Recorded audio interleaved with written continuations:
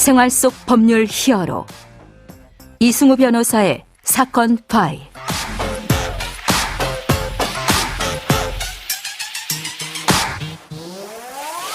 안녕하세요.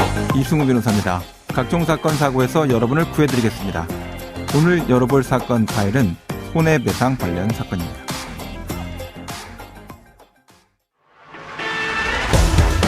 지난해 1월 중대재해처벌법이 시행된 이후 처음으로 원청업체 경영책임자에게 실형이 선고됐습니다.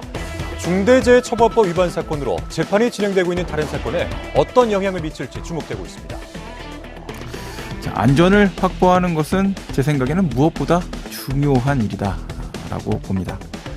빠르게 변화하는 사회 속에서 바로 실천 가능한 오늘 지금의 안전 전략, 이것이 충만한 우리 사회가 되기를 바라면서 법무법인 법승 광주사무소 임대현 변호사와 산업재해 손해배상에 대해서 알아보도록 하겠습니다. 안녕하세요, 변호사님. 안녕하십니까, 임대현 변호사입니다. 네. 자, 이제 오늘 산업재해에 대한 것들, 손해배상 관련된 것들 알아보는데, 이제 중대재해처벌법 문제도 사실은 같이 막 연결돼서 아주 여러 가지 사회적인 의미를 이제 양산하고 있는 것 같습니다. 일단 우리나라에서 현재 산업재해는 어느 정도 발생하고 있는지 이것부터 좀 시작해 볼까요?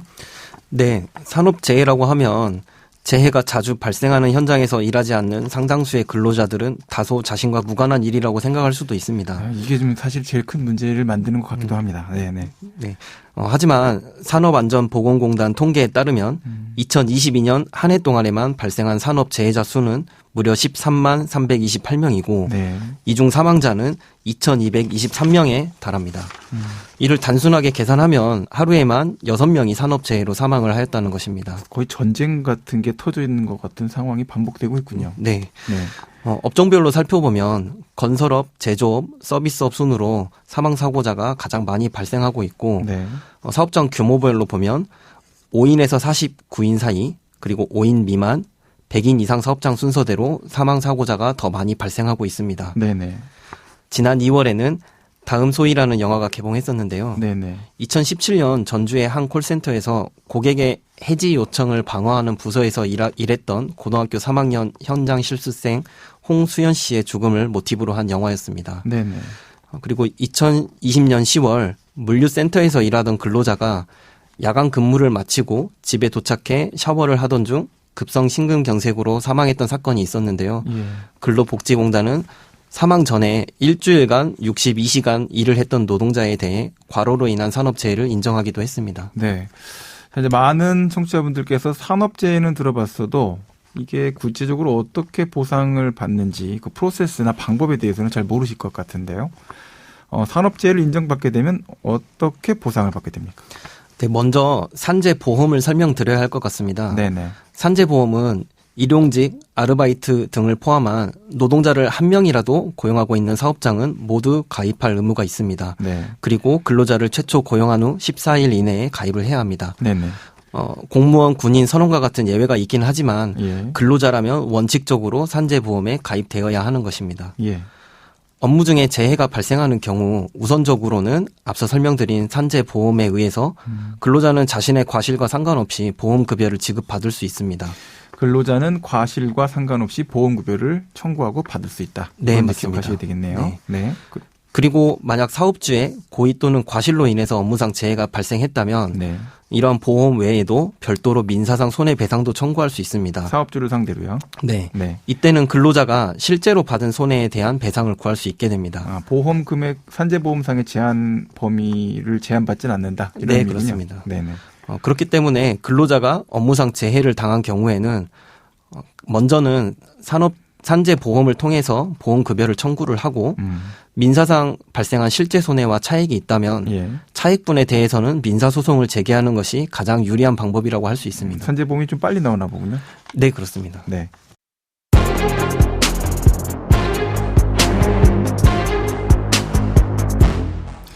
자, 업무상 재해, 이제 산업재해로 인정이 돼야 산재보험도 받고 이후에 이제 손해배상도 받을 수 있을 것 같다라는 생각이 드는데요. 여기 그 산재 인정할 때 업무상 재해 이거를 이제 판단받는 게 핵심이잖아요. 기준이 어떻게 됩니까? 네, 업무상 재해는 업무상의 사유에 따른 근로자의 부상, 질병, 장애 또는 사망을 의미합니다. 네. 구체적인 범위는 사실 짧은 시간에 다 논의하기 어려울 만큼 매우 다양한 사례들이 있습니다. 네네. 업무상 재해가 인정되기 위한 큰 틀에서의 기준은 3가지가 있습니다. 예. 첫 번째는 업무상 사고 또는 질병으로 인해 발생해야 하고, 네네. 두 번째는 업무와 재해 사이에 인과관계가 있어야 하고, 네. 세 번째는 근로자의 고의, 자해 행위 또는 범죄 행위로 발생한 재해가 아니어야 합니다. 네.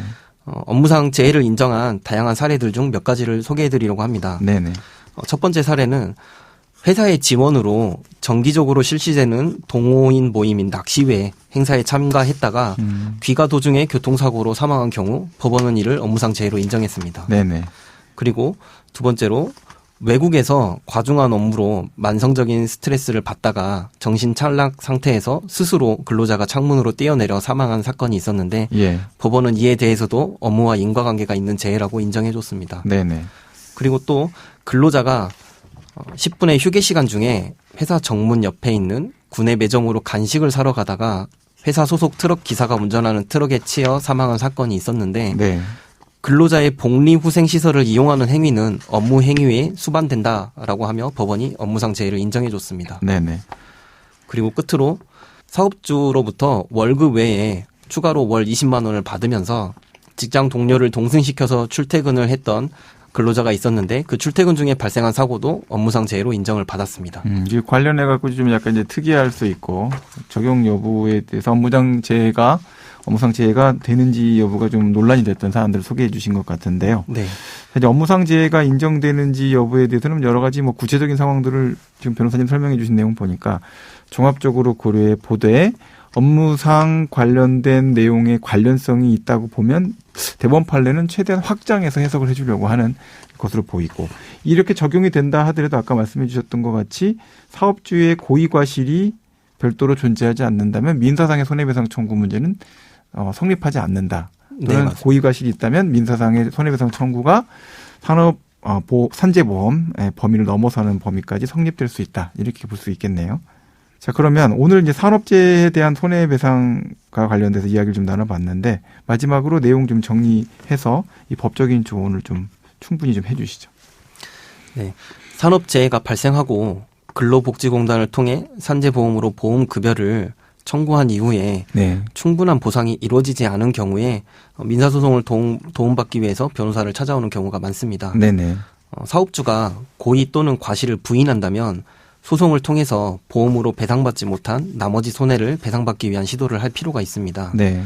특히 산업재해로 인해 장애 등으로 인한 노동상실률이 발생했다면 치료 이후에 정년까지 일실수입을 배상받을 필요가 있어서 민사소송이 더욱 유의미하게 됩니다. 이 장애가 발생한 경우에는 민사소송이 불가피할 수가 있겠군요. 네, 그렇습니다. 그러면 이 장애와 관련된 판단 자체가 나오게 됐다면 충분히 그 산재보험 처리 외에도 민사 손해배상 청구 소송을 적극적으로 검토해 볼 필요가 있다. 네, 맞습니다. 이 점을 좀 기억해야 되겠네요. 자, 또 계속 설명해 주시죠. 사업주의 고의 또는 과실을 밝혀내기 위해서는 사실 각종 증거 조사 방법이 활용될 필요가 있습니다. 네네. 필요한 경우에는 현장에 나가서 그 현장을 직접 살펴보기도 하고 네. 또 동종 업종에서 다른 사례들에 대한 자료 조사를 통해 과실을 밝혀내는 시도를 하기도 합니다. 네네.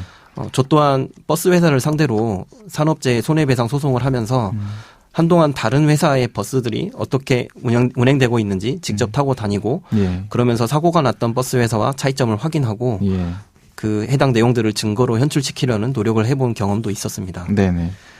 그리고 사업주에 고의 또는 과실이 없는 업무상 재해라고 하더라도 예. 근로복지공단을 통해 받은 보험급여 결정 등이 부당하다고 생각된다면 변호사의 조력을 받아서 해당 결정에 대해서도 불복하는 심사 청구나 재심사 청구를 할 수도 있고 또는 행정소송을 통해서도 불복하는 절차를 계속할 수도 있습니다. 해당되는 내용 관련해서 재심사 청구를 하거나 행정소송을 해서 불복을 하게 되면 산재보험 금액은 아직 지급이 안 된 상태가 되는 거죠. 네, 그렇습니다. 그러니까 그게 이제 좀 고민스러운 부분이 될 때 그것도 좀 상의가 좀 필요할 수도 있겠네요. 네, 맞습니다.